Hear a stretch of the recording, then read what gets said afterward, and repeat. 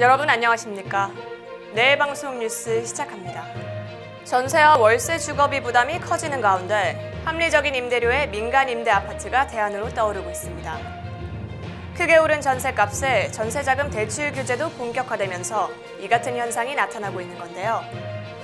민간 임대주택은 최대 임대 보장이 10년으로 임대료 상승률이 매년 5% 이내로 제한이 됩니다. 이와 관련해 부동산업계 관계자는 크게 오른 전세값에 전세자금 대출까지 막히면서 자금 마련이 쉽지 않게 되자 일반 월세보다 유리한 조건의 민간 임대 건물로 실수요자들의 관심이 쏠리는 것으로 보인다고 설명했습니다. 이달 초 롯데건설이 장기 임대 형태로 공급한 용인 수지구천역 롯데캐슬 하이브엘은 715가구 모집에 16만 2,683명이 몰려 평균 227대1의 경쟁률을 기록했습니다. 대학을 졸업한 후에도 경제적으로 자립할 수 없어 부모에게 의존하는 이른바 캥거루족이 급격하게 늘고 있다고 합니다.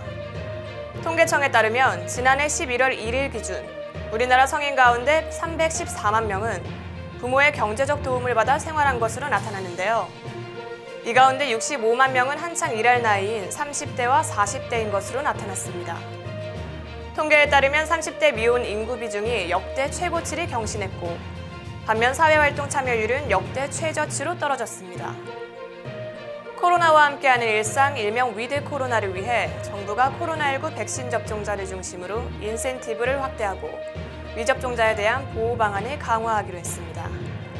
이와 관련해 중앙사고수습본부는 단계적 일상 회복을 시작할 때 사회적 거리두기의 방역 완화 조치가 필연적으로 수반돼야 한다며 접종자 인센티브나 미접종자 보호 방안을 강화하면서 미접종자 감염을 억제하는 쪽으로 검토하게 될 것이라고 말했습니다.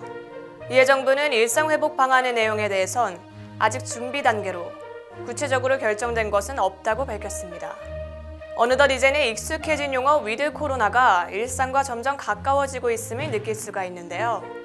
우리 모두가 함께 만들어가는 위드 코로나. 시청자 여러분도 함께 해주시기 바랍니다. 뉴스 마치겠습니다. 시청해주신 여러분 고맙습니다.